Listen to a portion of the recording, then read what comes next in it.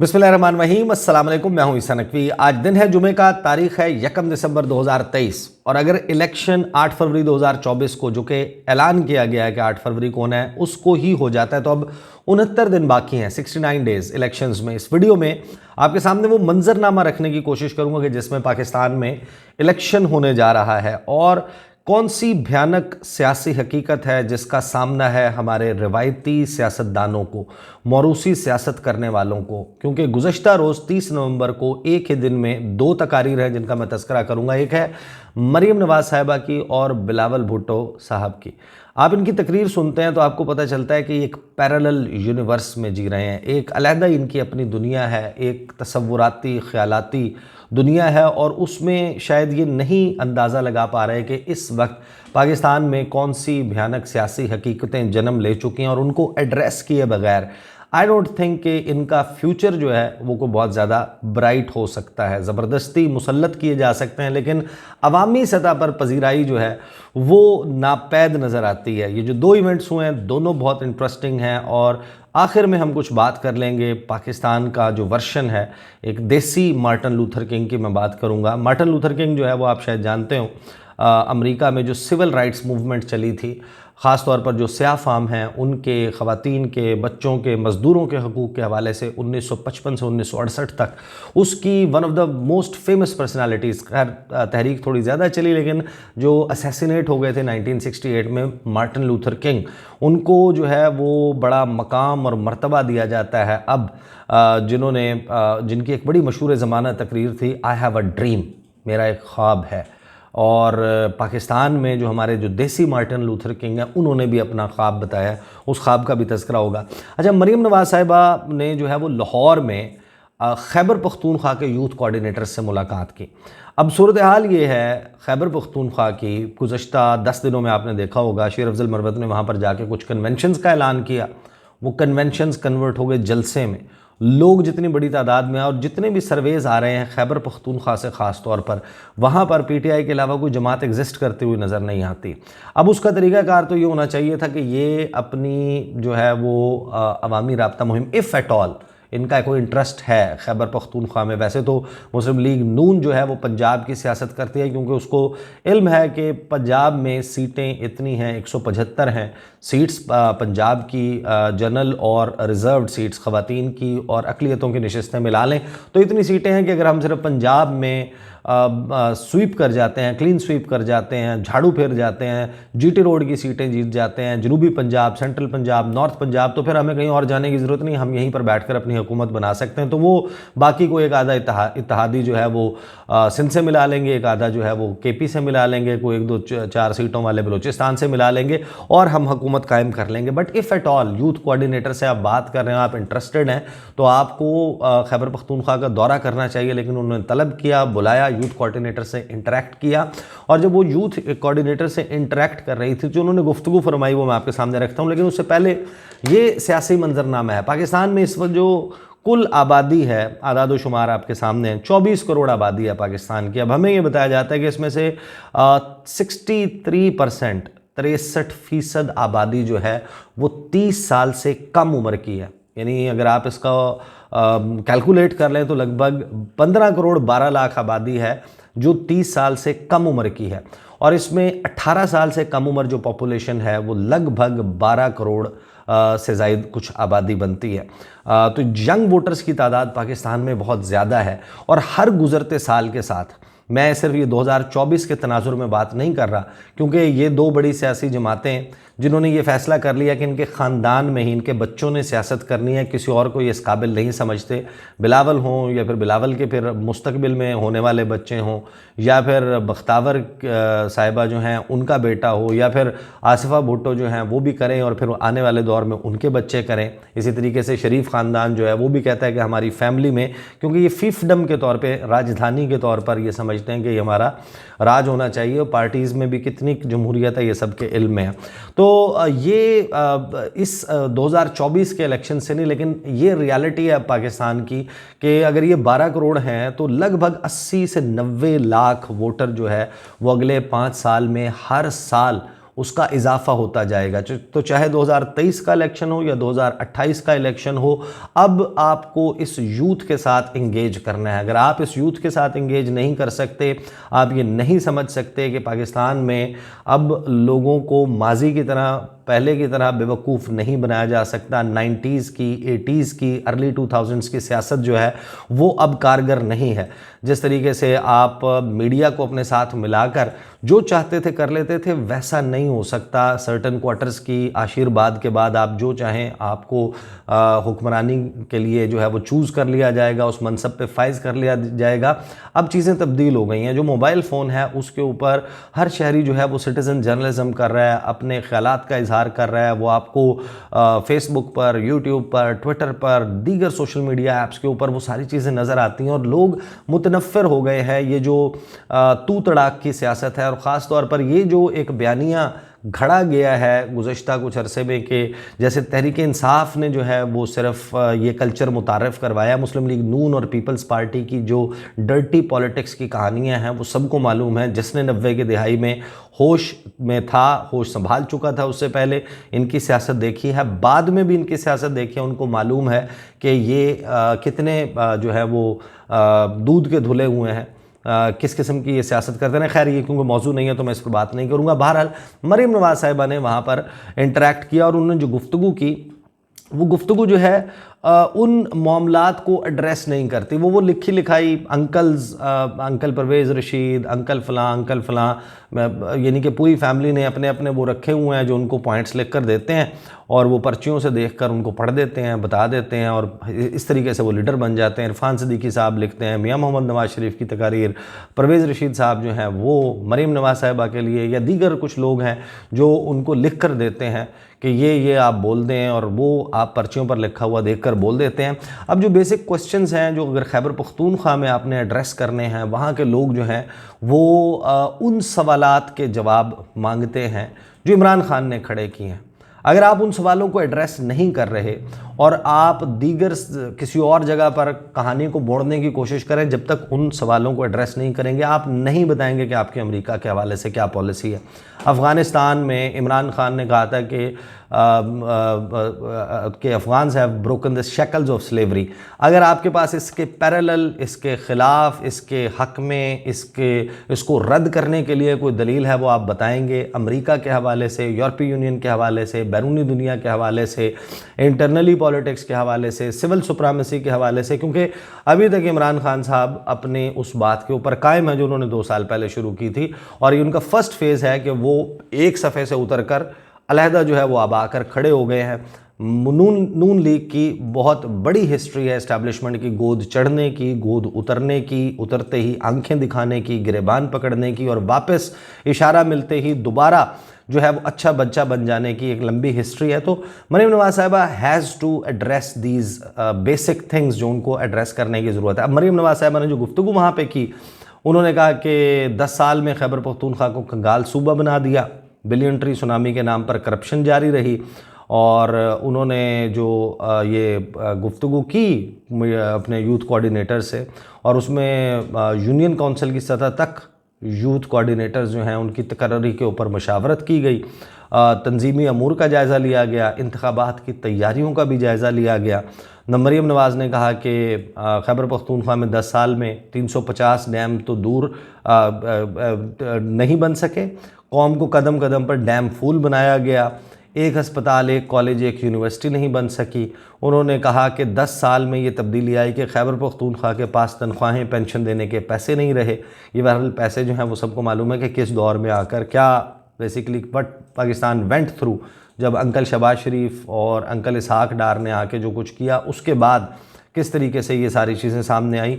अगर आपका ये मामला है कि वो इमरान खान कर गए थे और उसने अब वो ट्राजेक्ट्री ये थी और ये होना था, तो फिर आपको अपने पॉलिटिकल डिसीजंस के ऊपर गौर करना चाहिए कि आपको फिर फौरी तौर पर इलेक्शंस में या तो चला जाना चाहिए था, या फिर अगर आपको उड़ना नहीं आता था तो फिर आपको ये पंगा नहीं लेना चाहिए था। बहरहाल फिर उन्होंने कहा कि जनाब नामुराद तब्दीली पाकिस्तान और खैबर पख्तूनख्वा को डिफ़ाल्ट के किनारे छोड़ गई। खैबर पख्तूनख्वा के अवाम को सियासत से टकराने की साजिश की गई। नून लीग खैबर पख्तूनख्वा की 10 साल की महरूमियाँ दूर करेगी। ये है उनकी गुफ्तगू, और इस गुफ्तगू में I don't see any thing जो कि यूथ जो है वो जिसके साथ कनेक्ट करे, फील करे। तो ये जो सियासत है, ये तर्ज़ सियासत है, वो अजीब व गरीब है। मरीम नवाज़ साहिबा जो हैं वो एक अपनी पैरेलल यूनिवर्स में। बहरहाल बेस्ट ऑफ लक, आप जिस तरीके से भी सियासत करना चाहते हैं। और लोग, ऐसा नहीं है कि नून लीग की तरफ अट्रैक्ट नहीं होते। 2 साल पहले बहुत सारे लोग, आपने देखा होगा, अवामी सतह के ऊपर बहुत मकबूल थी मुस्लिम लीग नवाज़। बट जब आप behind the close doors deals करते हैं, अंडर द टेबल शोडी किस्म की डील्स करते हैं, तो फिर ऑब्वियसली उसका नतीजा जो है वो निकलता है। और जाहिर है कि इनकम्बेंसी फैक्टर बहुत ज़्यादा होता है। बिलावल पे आ जाते हैं जो इस बात को रियलाइज़ करते हैं। मरीम नवाज़ साहिबा इस बात को, ये यूथ वाला फैक्टर जो है उसको एक्चुअली रियलाइज़ नहीं करती। वो अपने वो पर्सनल स्कोर सेटल करने वाली, लड़ाइयाँ करने वाली, बदले लेने वाली, उनका जो है वो एक तर्ज़, ख़ास तौर पर अब जब से इक़्तिदार मिला है, उनके चचा को मिला था, उसके बाद से ऑनवर्ड बहुत ज़्यादा उभर के उनका एक पर्सनालिटी का ये ट्रेट हमारे सामने आया।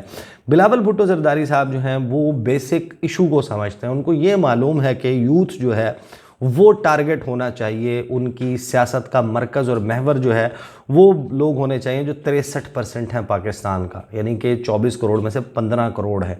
अभी उनमें से चाहे उनकी तादाद जितनी भी हो, लेकिन आने वाले हर साल में उसमें एक बड़ा इजाफा होने जा रहा है। लेकिन बिलावल की जो गुफ्तगू है वो सेल्फ कंट्राडिक्टरी भी है।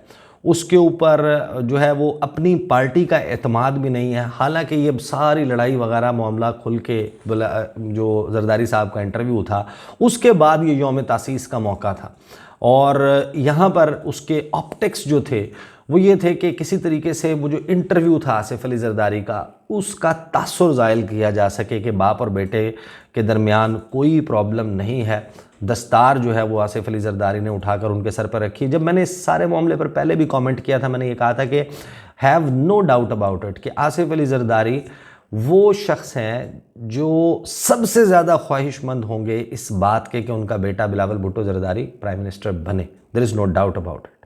बट बिलावल जो उसके लिए रास्ता इख्तियार करना चाहते हैं वो उससे एग्री नहीं करते, इसके ऊपर भी कोई डाउट नहीं होना चाहिए।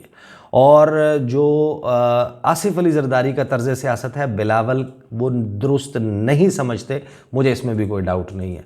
लेकिन बिलावल जो है उनके अंदर भी, क्योंकि उनकी सियासी तरबियत मेरे ख़्याल में आसिफ अली जरदारी साहब के ज़ेर साया हुई है। अपनी वालदा के दौर में ज़ाहिर है कि ना वो उनकी एज भी कम थी और वो सियासत में भी नहीं थे, और ज़ाहिर है कि उस एज में प्रायोरिटीज़ जो हैं वो भी डिफरेंट थी, और आपको पेरेंट्स ने उस काम पर ही नहीं लगाया।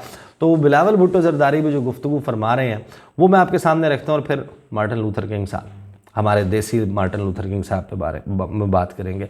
अच्छा, बिलावल ने स्टार्ट किया, खिरद को ग़ुलामी से आज़ाद कर, जवानों को पीरों का उस्ताद कर, यानी कि ग़ुलामी वाला टच भी आ गया और जवानों वाला टच भी आ गया। तो Bilawal started off his speech like that.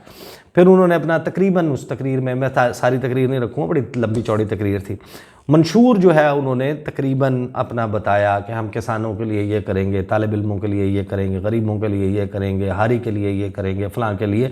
तो वो उसमें वो नुकात ज़रूर मौजूद थे, इंग्रेडिएंट्स मौजूद थे जिसको सेल करना आवाम में एक आसान, निस्बतन आसान काम होता है। मरकज़ी नुक्ता उनके ख़िताब का जो है वो जवान थे। तर्ज़ सियासत तब्दील करने की बात की, वो तर्ज़ सियासत तब्दील करने की बात करते हैं, लेकिन बात करते हैं वो तर्ज़ सियासत तब्दील नहीं करते। और उनका अपना जो ट्रैक रिकॉर्ड है एज अ पॉलिटिशियन वो अब बहुत ही डूबियस और बहुत ही तज़ादात से भरपूर बन चुका है। वो जिस शख्स को ज़ियाउल हक का बेटा, जो कि जुल्फ़िकार अली भुट्टो का कातिल जिसको समझते हैं ज़ियाउल हक, और ज़ियाउल हक का बेटा करार देते हैं नवाज़ शरीफ को, और नवाज़ शरीफ के छोटे भाई के वज़ीर ख़ारजा बड़ा कंफर्टेबली बन के उन्होंने आखिरी दिन तक उनके साथ वक्त गुजारा। बड़े शीरो शक्कर थे, हम नवाला थे, हम प्याला थे, हम रकाब थे, और हम जोलियों की तरह नज़र आते थे। लेकिन अब जो है वो कीड़े नज़र आने लग गए। बिलावल भुट्टो साहब ने क्या कहा? उन्होंने कहा कि हम तर्ज़ सियासत तब्दील करना चाहते हैं। हम चाहते हैं कि ऐसी सियासत करें कि हमारा मुखालिफ कोई सियासतदान ना हो, बल्कि गुर्बत, महंगाई और बेरोज़गारी हो। फिर उन्होंने कहा कि कायदे अवाम ने नई सियासत की बुनियाद रखी थी, सियासत को ड्राइंग रूम से निकाल कर अवामी सियासत बना दिया, नफ़रत और तकसीम की सियासत को दफन किया। और फिर क्या हुआ? जुल्फ़िकार अली भुट्टो ने तो ड्राइंग रूम से निकाल के अवामी सियासत बना दिया था, there is no doubt about it. Asif Ali Zardari साहब ने उसी सियासत को निकाल कर वापस ड्राइंग रूम्स में पहुंचा दिया।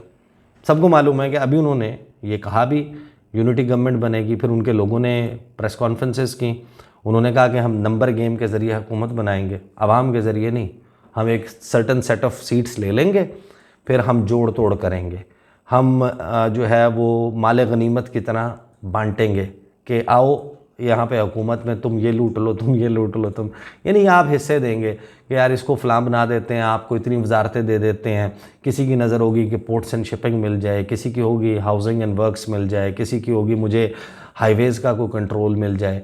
अपने अपनी ख्वाहिशात लेकर फिर ये जमातें आती हैं, माल कहाँ से बनेगा, पैसा कहाँ से बनेगा, ठेके कहाँ पर मिलेंगे, क्योंकि पाकिस्तान में सियासत जो है वो खिदमत के लिए तो नहीं होती। और जब आप ड्राइंग रूम्स में बैठकर जोड़ तोड़ करके इस तरीके से बारगेन करके जब आप करते हैं तो obviously why would somebody I for कि मुझे फ़लाँ मिनिस्ट्री चाहिए। उसका मकसद क्या होता है? उस ख़ास मिनिस्ट्री में कुछ ख़ास मकासद भी होते हैं। तो ये पाकिस्तान में ऑब्वियसली आसिफ अली जरदारी साहब ने बाकायदा ड्राइंग रूम्स में पहुँचा दिया और वो ये करते हैं। आवाम में जो है वो कितना जाना चाहते हैं ये सबको मालूम है। बहरहाल बिलावल भुट्टो जरदारी ने आगे कहा, महंगाई के दरवाजे पीटीआई ने खोले जब ख़जाने की ज़िम्मेदारी उनके पास थी।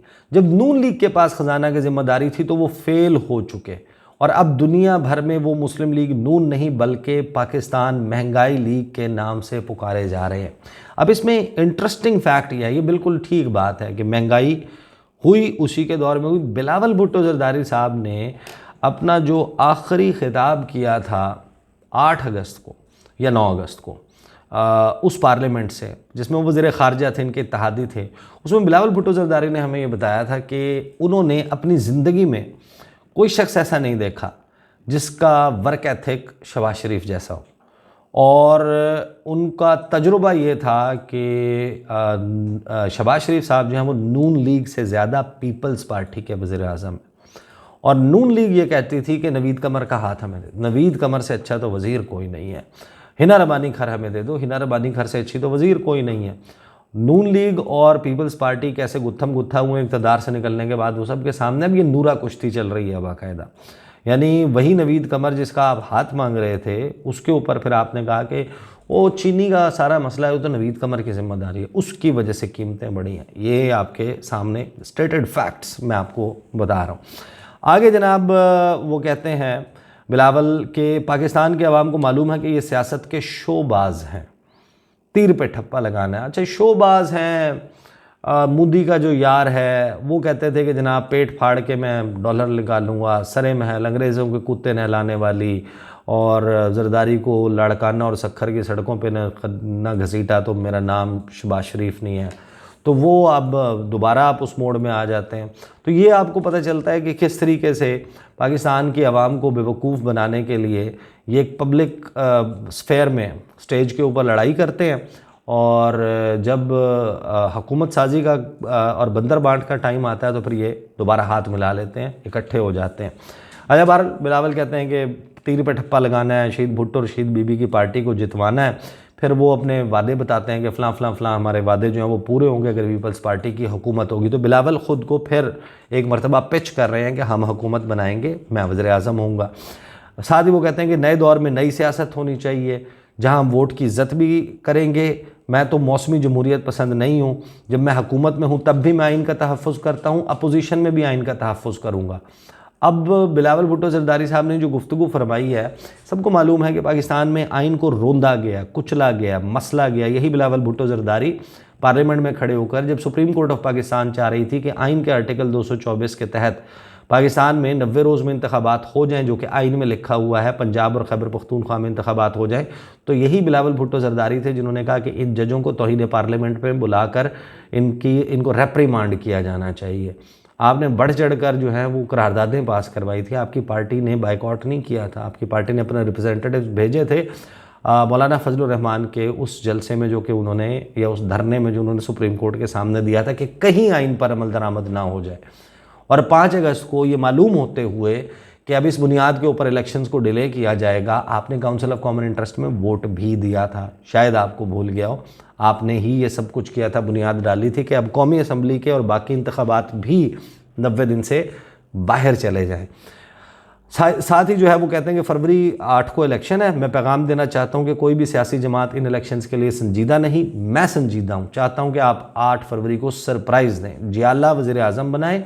अब मर्द हुर्र आसिफ अली जरदारी साहब खिताब करेंगे और फिर मर्द हुर्र अलमारूफ देसी मार्टिन लूथर किंग वो अगर ख़िताब करते हैं, आई हैव अ ड्रीम आपने याद रखना है जो तकरीर थी। और ज़ाहिर है कि एक अच्छा जेस्चर बाप ने अपनी पगड़ी अपनी दस्तार उतारी और अपने बेटे के सर पे जनाब जो है वो रखी। और फिर उन्होंने क्या कहा, उन्होंने कहा मेरे प्यारे चेयरमैन बिलावल भुट्टो जरदारी, फिर साथ में फ़लाँ फ़लाँ फ़लाँ फ़लाँ अस्सलाम वालेकुम, और जिनका स्टाइल है वो फ्लाइंग केसेस जो है वो उन्होंने क्राउड को दी। और फिर उन्होंने कहा कि मेरे दोस्तों, मेरे भाइयों, मेरे बेटे ने अल्हम्दुलिल्लाह पहला कम उम्र तरीन वज़ीर ख़ारजा बनकर पाकिस्तान की इज़्ज़त ऊपर कर दी।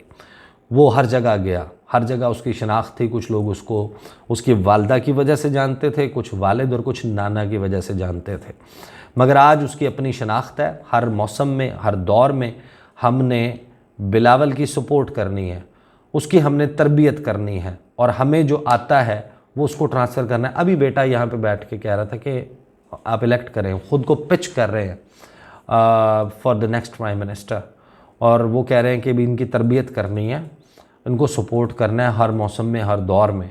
तो वो तरबियत वाली बात पे आसिफ अली जरदारी साहब कायम हैं और जो हमें आता है वो उसको ट्रांसफ़र करना है। ज़ाहिर है कि लर्निंग का प्रोसेस तो पूरी ज़िंदगी जारी रहता है, लेकिन जो आपकी प्राइम मिनिस्टेरियल कैंपेन होती है ना, उसमें you have to be perfect, you have to be ideal, you have to be the best from your party. ये तो नहीं हो सकता ना कि एक जिसकी तरबियत करनी है, जो अंडर ट्रेनिंग है, जिसको आता नहीं है, फ़लाँ फ़लाँ फ़लाँ, उसको आप उठाकर वज़ीर आज़म बना देंगे। वज़ीर आज़म तो वो शख्स होना चाहिए जो उस पार्टी में आपको लगता है कि सबसे बासलाहियत है, जो उस वक्त अपने अंदर वो तमाम खूबियाँ रखता है कि वो कंट्री को स्टीयर कर सके। आगे वो कहते हैं कि बिलावल को हमने आपका, यूथ का और आने वाले कल का लीडर बनाना है। यानी 2023-24 वाले इलेक्शंस का नहीं, 2028 वाले का सोच लें, और उसको सपोर्ट करना है। इंशाल्लाह आप भी देखेंगे, हम भी देखेंगे, हम पाकिस्तान को रीडिफ़ाइन करेंगे। अच्छा, ये री इमेजिनिंग पाकिस्तान फोरम रीडिफ़ाइन करेंगे पाकिस्तान को। फिर वो कहते हैं कि मुझे लोग जेलों में पूछते थे आप क्या कर सकते हो, आप क्या कर रहे हो, आप क्या कुछ कर सकते हो। तो मैंने कहा मैं ख्वाब देखता हूँ। अच्छा, अब उन्होंने पूरा स्टाइल भी अपना बनाया, मैं ख्वाब देखता हूँ, मैं बलूचिस्तान के लिए ख्वाब देखता हूँ, मैं पाकिस्तान के लिए ख्वाब देखता हूँ, मेरा काम ख्वाब देखना है, मैंने पाकिस्तान के लिए ख्वाब देखे हैं और मैं अपने बच्चों के लिए ख्वाब देखता हूँ। ये बार बार रिपीट कर रहे हैं, अपने बच्चों के लिए ख्वाब देखे हैं। मेरे बच्चों ने आपकी धरती पर रहना है, यहाँ पलना है, यहाँ बड़ा होना है। तो इस किस्म का माहौल देना है कि मिडिल क्लास अमीर हो सके, यहाँ आपका सरमायादार हारी अमीर हो सके, जहाँ मज़दूर अमीर हो सके। ये उन्होंने वो मार्टिन लूथर किंग का Pakistani version, I have a dream का पाकिस्तानी वर्शन उन्होंने रखा। लोग पाकिस्तान में नारों को बाय करते हैं, पाकिस्तान में लोग शख्सियत परस्ती करते हैं, लोग उनको शख्सियात को बरादरी के नाम पर फेस पे फ़लाँ फ़लाँ कैंपेन से मुतासर होकर नौकरियों के लिए, नाली पक्की करवाने पे, ट्रांसफ़र पोस्टिंग के ऊपर इस पे वोट देते हैं। लेकिन एक सटल सी एक बड़ी गैर महसूस अंदाज में एक तब्दीली आई है, और ये तब्दीली ऐसी है कि इसने हर गुज़रते दिन के साथ बढ़ता जाना है। वो टिकटॉक वाली, वो इंस्टाग्राम वाली, वो स्नैपचैट वाली, वो ट्विटर वाली, वो फेसबुक वाली, वो यूट्यूब वाली, वो ये आवाम बनती जा रही है। और ये जो रिवायती सियासी तरीक़े हैं जिसमें आप ये सोचें कि आप कोई भी स्टेटमेंट दे देंगे, बाद में आप घूम जाएंगे, अब लोग पुरानी स्टेटमेंट्स निकालते हैं, वो निकाल कर मवाजना करते हैं। वो ये बताते हैं कि यही बंदा था, ये फ़लाँ तारीख़ को इतने बजे ये कह रहा था और आज ये कह रहा है। तो बिलावल भुट्टो जरदारी साहब की तकरीर, उसमें तज़ादात मौजूद हैं। और जो एक्चुअल थिंग है, जो असल चीज़ है कि अगर आपको अपने मुखालिफ सियासतदान को ज़ेर करना है तो जो उसने सवालात खड़े किए हैं उनका जवाब दिए बगैर उसको काउंटर करना मुझे नहीं लगता कि कोई आसान काम होगा। ये है वो पैरेलल यूनिवर्स, ये है वो एक अपनी दुनिया जो बिलावल की दुनिया है, मरीम नवाज़ की दुनिया। अब तक के लिए इतना ही, मुझे इजाज़त दीजिए। अल्लाह हाफ़िज़।